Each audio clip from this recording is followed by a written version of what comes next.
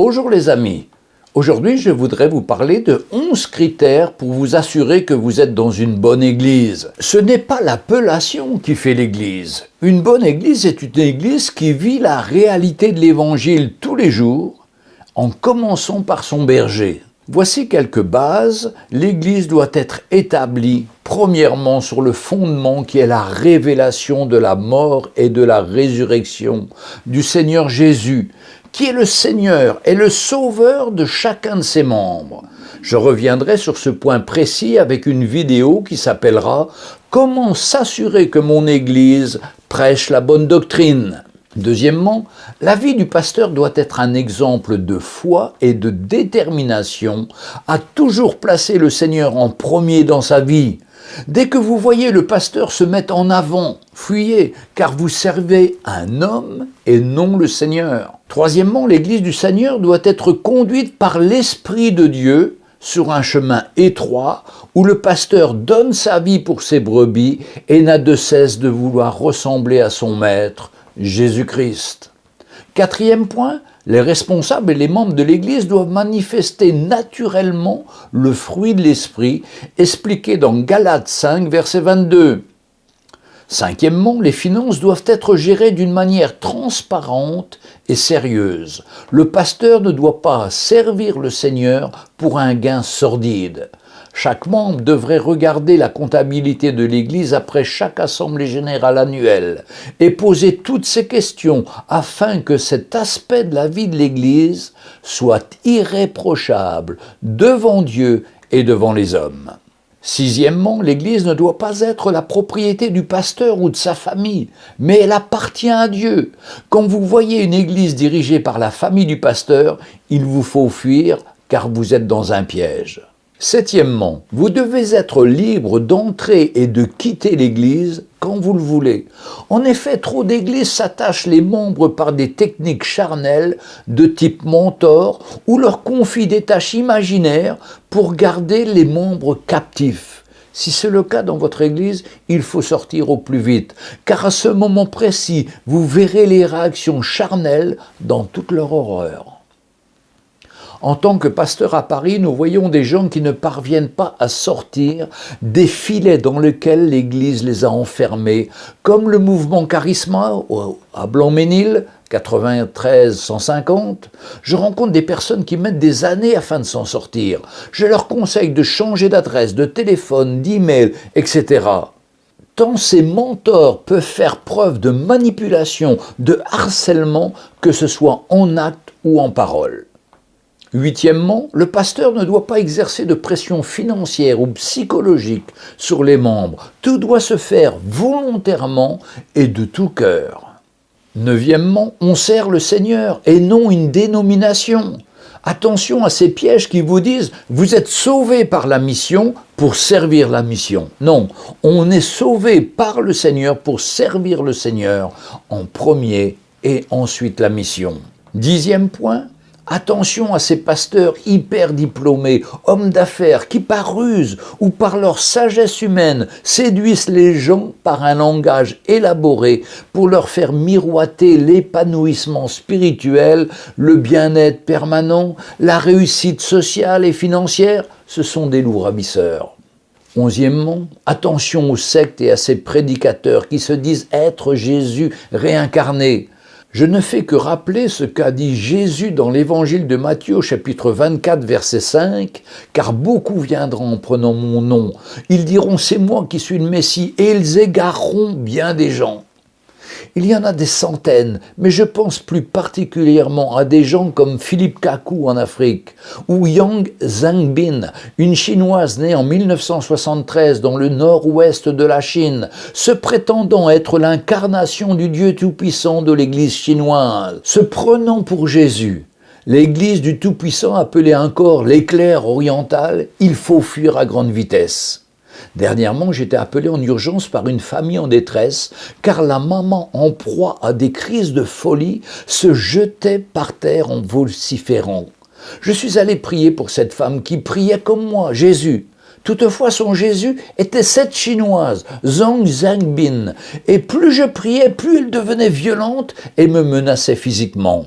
J'ai alors appelé mon cher frère en Christ qui est un médecin pour savoir comment agir. Il m'a recommandé de conseiller à la famille, d'avertir la police qui se chargerait d'appeler les services d'urgence psychiatriques. Celle-ci viendrait chercher cette personne et l'emmènerait à l'hôpital pour y être soignée. Hélas, les enfants de la famille majeure ont refusé de dénoncer leur mère, préférant garder le silence. Mais au bout de 3 jours après, les enfants furent eux-mêmes menacés physiquement. Ont alors appelé la police et ont ordonné la prise en charge forcée de leur mère par l'hôpital psychiatrique. Heureusement, quelques jours après une cure de sommeil, la paix est revenue chez cette femme qui a accepté le vrai Jésus et qui retrouve doucement une vie normale. Ce que vous devez chercher, c'est une Église qui s'efforce de suivre la parole de Dieu le plus fidèlement possible, en faisant attention aux excès, à ne pas suivre à la lettre, mais en recherchant l'esprit de ce qui est écrit. Par exemple, certains ne viendront pas dans notre Église car la Sainte Seine se fait avec du jus de raisin et non avec du vin. Il y a une raison simple à cela. Nous avons dans nos églises d'anciens alcooliques délivrés par le Seigneur que nous voulons protéger, car aujourd'hui, ils ne supportent plus l'odeur de l'alcool et du vin. Franchement, ce n'est pas le vin ou le jus de raisin qui nous rapproche du Seigneur, mais c'est une prière sincère venant du cœur. D'ailleurs, toute chose extérieure à notre vie, comme l'habillement, la coiffure, le voile et bien sûr, sans exagération ni excès, sont des signes extérieurs à notre foi et n'ont pas de valeur spirituelle.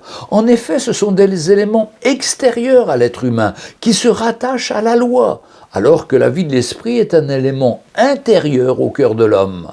Rappelons-nous toujours que nous sommes dans le temps de la grâce et non plus sous la loi judaïque. Et que c'est notre cœur qui compte dans la relation avec Dieu. Oui, tout ce qui est extérieur à nous-mêmes ne nous rapproche pas de Dieu et n'a aucun pouvoir.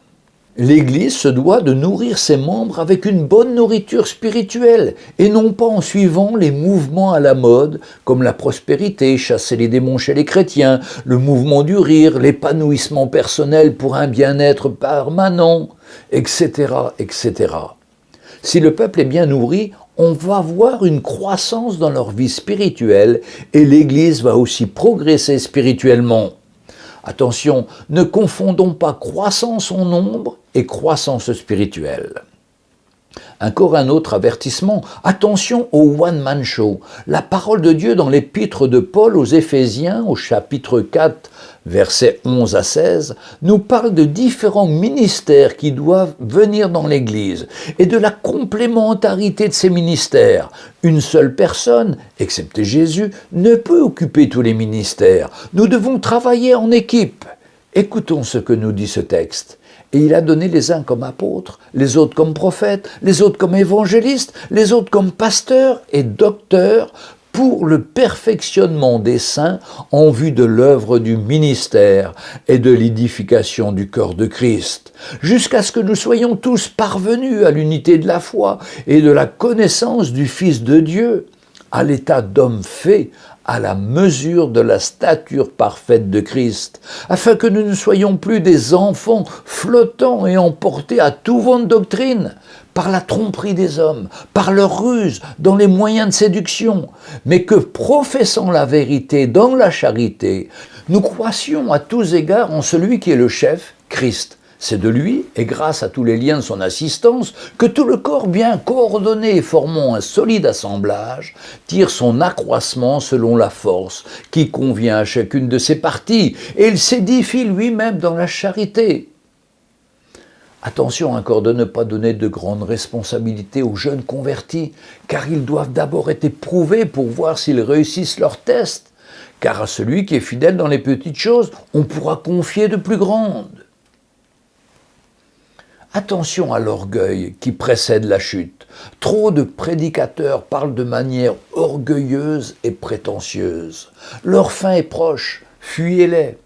Refusez toutes les églises où l'on refuse au nom de l'amour de dénoncer le péché. Par exemple, les couples en concubinage ou adultère, le mensonge, la pornographie, l'ivrognerie, etc. Ne recherchez pas les titres, soit de diacres, d'anciens, de pasteurs, d'apôtres, d'évangélistes. Vous risquez de le regretter. Le titre n'est pas important, c'est le cœur qui compte. C'est pourquoi il faut avant tout tester et approuver chacun, car c'est terrible d'avoir des serviteurs possédant des titres et de les voir loin du plan de Dieu. Une bonne Église enseigne les principes fondamentaux aux nouveaux convertis et à tous les membres, comme 1 Timothée 4, verset 6 et versets 13 à 16. Une bonne Église laisse à ses membres la liberté d'exercer leurs dons et leurs talents spirituels pour l'édification de l'Église, mais ceux-ci doivent toujours accepter d'être redressés et prêts à être corrigés par l'autorité de l'Église. Une bonne Église encourage ses membres, à mesure que la vie de Dieu les transforme, à s'engager progressivement dans l'œuvre du ministère. Elle les encourage aussi à répondre à l'appel personnel que Dieu leur adresse. Romains 8, versets 28 à 30, 1 Timothée 1, 9, Éphésiens, chapitre 2, verset 10 et chapitre 4, verset 12. Si vous avez trouvé une Église qui cherche activement à atteindre ses objectifs, vous n'êtes pas loin d'avoir trouvé une bonne Église. Pour autant, la liste n'est pas close, elle se doit d'être complétée. Prenez ensuite rendez-vous avec le pasteur, posez-lui les questions que vous avez à cœur, et si vous ressentez que cette Église vous aide à croître davantage au Seigneur Jésus en marchant par la foi, et que vous trouvez une vie dans un esprit d'amour et de compassion, vous trouverez rapidement votre place. Le Seigneur lui-même vous y aidera par son Saint-Esprit. Que le Seigneur vous bénisse et à bientôt.